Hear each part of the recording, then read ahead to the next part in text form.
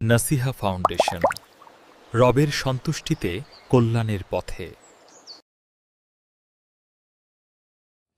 এরপর আমরা যাব যে পয়েন্টটি নিয়ে আলোচনা করার জন্য, সেটা হচ্ছে আমরা আকীদার এখন মৌলিক বিষয়গুলোর উপর যাব। আমরা বলেছি যে ঈমান নিয়ে আমাদের আলোচ্য বিষয় আসবে। আল ঈমান, যেহেতু আমরা বলেছি যে ঈমানটা আমাদের কাছে সবচেয়ে মৌলিক একটি বিষয়, এই জন্য ঈমানটা আমাদের সকলেরই জানা দরকার। এবং এই বিষয় সম্পর্কে আল ঈমান, অনেকেই আসলে শুধু ঈমান শব্দের অর্থই জানে না। কি আর বলবো, মানে যেখানে জিজ্ঞেস করি, মানে বড় বড় আলেমদেরকে জিজ্ঞেস করলেও দেখা যাচ্ছে যে ঈমান কাকে বলা হয়, ঈমান শব্দের অর্থ কি। যেমন ঈমান শব্দের অর্থ হ্যাঁ, ঈমান শব্দের শাব্দিক অর্থ জানতে চাচ্ছি। ঈমান শব্দের শাব্দিক অর্থ কি? হ্যাঁ, ঈমান শব্দের শাব্দিক অর্থ যেটা, সেটা হচ্ছে ঈমান হচ্ছে কোনো কিছুকে স্বীকার করে নেয়া, মেনে নেয়া।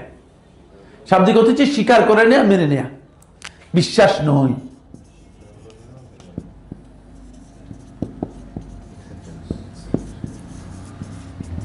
শেখুল ইসলাম ইবনে তাইমিয়া রাহিমাহুল্লাহ তাআলা কিতাবুল ঈমানের মধ্যে বিষয়টি বিস্তারিত আলোচনা করেছেন। এবং এই বিষয়ে আহলুল লুগা, তারা আরবি ভাষাবিদ যারা আছে, তাদের বক্তব্যকে শেখুল ইসলাম রাহিমাহুল্লাহ তাআলা ভুল বলেছেন।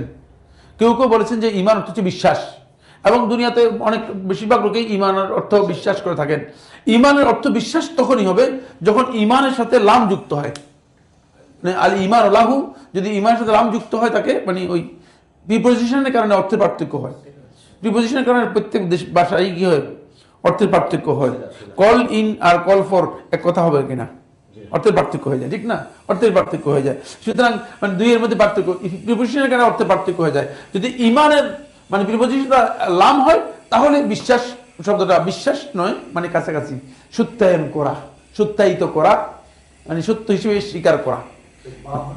হ্যাঁ, কিন্তু আর বা যখন আসে তখন এটা হলো ইতিরাফ, মানে স্বীকার করা, মেনে নেয়া, স্বীকার করা বা মেনে নেয়া।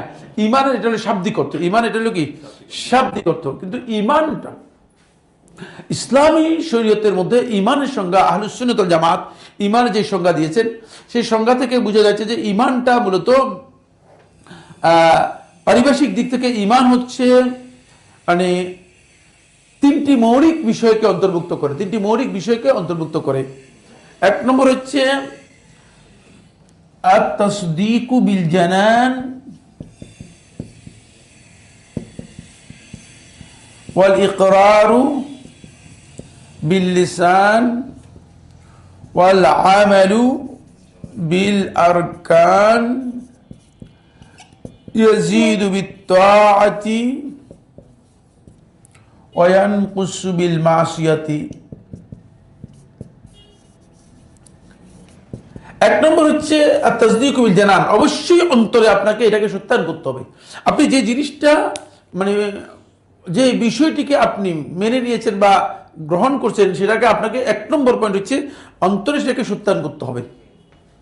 যদি কোনো কারণে অন্তরের মধ্যে আপনার সেই বিষয়টি, আপনার অন্তরে এটার মধ্যে সন্দেহ থেকে যায়, অথবা অন্তরে প্রশ্ন থেকে যায়, অথবা অন্তরে আপনি সেটা মেনে না নেন, তাহলে যদি মুখে স্বীকৃতি দেন, তাহলে আপনার বক্তব্য মিথ্যা।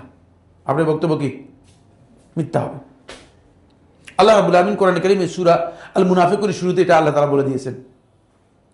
মুনাফিকরা মিনান নাস মান ইয়াকুলু আমান্না বিল্লাহি ওয়াল ইয়াউমিল আখির, লোকদের মধ্যে একদল লোক আসবে। সূরা বাকারার শুরুতে আসেন, সূরা বাকারার শুরুতে সম্ভবত কত নম্বর, 9 নম্বর বা 10 নম্বর আয়াত।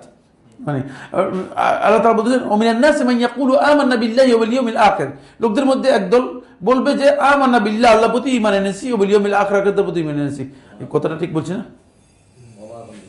কিন্তু আল্লাহ তাআলা ওমা মুমিন, এরা মুমিন না। এরা তো বলতেছে আমরা ঈমান আনছি, তাহলে আল্লাহ তাআলার কি সমস্যা?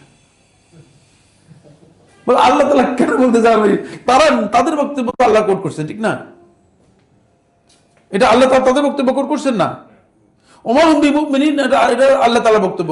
কিন্তু আল্লাহ তাদের বক্তব্য যে তারাই বলতেছে আমান্না বিল্লাহি ওয়াল ইয়াউমিল আখির, আমরা আল্লাহর প্রতি ঈমান আনছি। সুতরাং মুখে বললে যথেষ্ট হবে না। ওই যে আগে বলছি যে খেয়াল আছে কিনা, ওই পয়েন্টগুলোর মধ্যে আপনাদের খেয়াল আছে, মূল ভিত্তি যেগুলো আলোচনা করেছি। মুখে বললেই, বিবৃতি দিলেই যথেষ্ট হয়ে যাবে না, ঠিক এখানেও আপনাকে খেয়াল রাখতে হবে। তাসদীক বিল জানান, আপনি অন্তরের মধ্যে ভুল একটা জিনিস পোষণ করেন ভিন্ন, কিন্তু মুখে বলতেছেন হবে না। এই জন্য সূরা মুনাফিকের মধ্যে আল্লাহ বলতেছেন, মুনাফিকরা এসে কথা বলে, ক্বালু নাশহাদু ইন্নাকা লারাসূলুল্লাহ, তারা বলবে যে আমরা সাক্ষ্য দিচ্ছি অবশ্যই আল্লাহর কসম আপনি আল্লাহর রাসূল। কথা তো ঠিকই বলছে, ঠিক না? 100% ঠিক বলছে যে ইন্নাকা লারাসূলুল্লাহ, মানে সাক্ষী দিচ্ছেন। আল্লাহ তাআলা পুরো উল্টে দিচ্ছে তাদের কথা। আল্লাহ বলছে ওয়াল্লাহু ইয়াশহাদ ইন্নাকা লারাসূল, আল্লাহ সাক্ষী দিচ্ছেন যে আপনি রাসূল। ওয়া ইন্নাল মুনাফিকিনা লাকাযিবুন, কিন্তু মুনাফিকরা মিথ্যা বলছে। তারা কি আসলে মিথ্যা বলছে? না ভাই, তারা বিশ্বাস করে না, বিশ্বাস না করে বলছে। তারা মিথ্যুক কিনা, তার বক্তব্য মিথ্যুক কিনা? না, বক্তব্যকে মিথ্যুক, নাহলে আল্লাহ তাআলা মিথ্যা বলতেন না। এই জন্য অন্তরের মধ্যে যদি ভুল বিষয়ে সন্দেহ থেকে যায়, মুখে বললে সেটা মিথ্যা বলছে, মিথ্যুক। এই জন্য আল্লাহ তাআলা বলছেন ওয়াইনাল মুনাফিকিনা লাকাযিবুন, তারা মিথ্যুক। এই জন্য তাসদীক বিল জানান, আপনার অন্তরের মধ্যে যদি সেটা ঠিক না থাকে, তাহলে আপনি মুখে যদি বলেন তাহলে মিথ্যা বলছেন। মুখের কথা সত্য হলে মিথ্যা। এই জন্য ইমাম নবী রাহমাতুল্লাহ সহিহ মুসলিমের মধ্যে মিথ্যার সংজ্ঞার মধ্যে বলেছেন যে মিথ্যার সংজ্ঞা হচ্ছে এই, যে বিষয়টি অন্তরের মধ্যে পরিপূর্ণরূপে সত্যায়ন করবে সেটা মুখে বলবে। যদি কোনো কারণে অন্তরের মধ্যে অন্য কিছু পোষণ করে থাকে, মুখে যদি সেটা সঠিক কথা বলে, তাহলে এটা মিথ্যা, এটা মিথ্যা। মিথ্যার সংজ্ঞা ইমাম নবী রাহমাতুল্লাহ সহিহ মুসলিমের মধ্যে একথা উল্লেখ করেছেন। সেটার মধ্যে কারণ এটা আল্লাহ তাআলা কোরআনের মধ্যে বলছে, এটা কারো বক্তব্য নয়। মানে এখানে আমরা দেখতেছেন যে আমরা একটা বক্তব্য কিন্তু নিজেদের আন্দাজে মেরে দিচ্ছি না, প্রত্যেকটা রেফারেন্স হুবহু কোরআন এবং হাদিস থেকে রয়েছে। ওয়াল ইকরার বিল লিসান, এরপরে আপনাকে মৌখিক স্বীকৃতি দিতে হবে। আপনি অন্তরে যতই মেনে নেন না কেন, যদি মৌখিকভাবে আপনি ঘোষণা না দেন, তাহলে আপনি ইমানদার হতে পারবেন না। অবশ্যই আপনার মৌখিক ঘোষণাও থাকতে হবে। মুখে আপনাকে বলতে হবে যে আপনি ঈমান আনছেন, সেটা আপনাকে ঘোষণা দিতে হবে। এই জন্য সাহাবায়ে কেরাম নিজেদের জীবন নষ্ট হয়ে যাবে, কিন্তু কি করেছেন? ঈমানের কথা ঘোষণা দিয়েছেন। ঈমানের কথা ঘোষণা দিয়েছেন, অবশ্যই ঘোষণা দিতে হবে। এই জন্য ইকরার বিল লিসান এটা ঈমানের অন্যতম গুরুত্বপূর্ণ একটা বিষয়। মৌখিক ঘোষণা দিতে হবে। মৌখিক ঘোষণাটা না থাকলে সে ঈমানদার হতে পারবে না।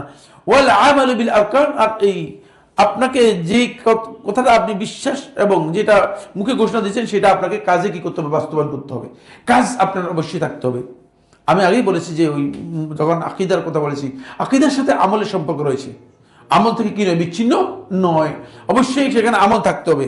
ইয়াজিদু বিত্তাআ, যখন ভালো কাজ করবেন তখন আপনার ঈমান বৃদ্ধি পাবে। এখান থেকে বোঝা যায় যে ঈমান বাড়ে এবং কমে, ঈমান বাড়ে এবং কমে। তাই এই মাসআলার মধ্যে মানে আলেমদের সর্বমোট 8টি মাযহাব রয়েছে। কয়টি মাযহাব রয়েছে? 8টি মাযহাব রয়েছে। এত কঠিন আলোচনা এখানে যাব না, এই জন্য বললাম না, বুঝতে পেরেছেন কিনা? কঠিন আলোচনা এখানে গেলে মানে আগামী ক্লাসে আসবে না, একসাথে আসবে না, বলে যে না আমরা আর পারবো না। বুঝতে পেরেছেন কি? আর তাসদীক বিল জানান হলো অন্তরে কোন জিনিসকে সত্য হিসেবে সত্যায়িত করা এবং মুখে স্বীকৃতি দেয়া এবং কাজের মাধ্যমে সেটাকে বাস্তবায়ন করা, আর আনুগত্যের মাধ্যমে তা বৃদ্ধি পায়, আর গুনাহ এবং অপরাধের মাধ্যমে তা ঘাটতি হয়।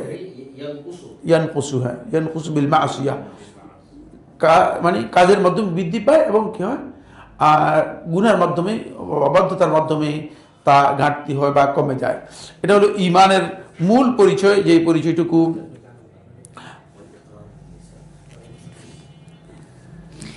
ঈমানের এই মূল যে পরিচয় আমরা উল্লেখ করলাম, এটা হচ্ছে ঈমানের কমন মানে শাব্দিক যে পরিচয় রয়েছে, এই পরিচয়। এই অর্থে ঈমানটা মূলত এর বিপরীত শব্দ হচ্ছে কুফর। ঈমানের বিপরীত শব্দ হচ্ছে কি? কুফর। মানে যে ব্যক্তি এর যে কোনো একটিকে মানে বাদ দিবে, সে ব্যক্তি কুফরির মধ্যে লিপ্ত হবে। যে ব্যক্তি যে কোনো একটাকে বাদ দিবে, সে কি হবে? কুফরির মধ্যে লিপ্ত হবে, সে কুফরির মধ্যে লিপ্ত হবে। এই ঈমানের মৌলিক যেই রুকনগুলো রয়েছে, স্তম্ভগুলো রয়েছে, সেই মৌলিক স্তম্ভ হচ্ছে মোট 6টি, যেটা রাসূলুল্লাহ সাল্লাল্লাহু আলাইহি ওয়াসাল্লাম হাদিসে জিবরিলের মধ্যে আলোচনা করেছেন। তাহলে ঈমানের রুকনে আমরা যাচ্ছি। ঈমানের মূল রুকনগুলো হচ্ছে কয়টি? 6টি, যেগুলো ঈমানের মূল রুকন। তাহলে ঈমানের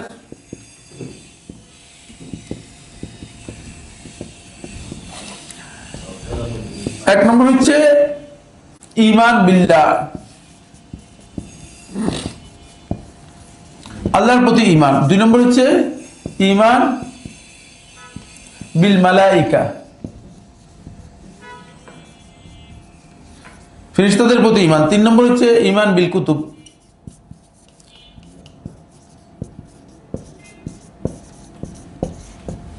চার হচ্ছে ঈমান বির রসুল।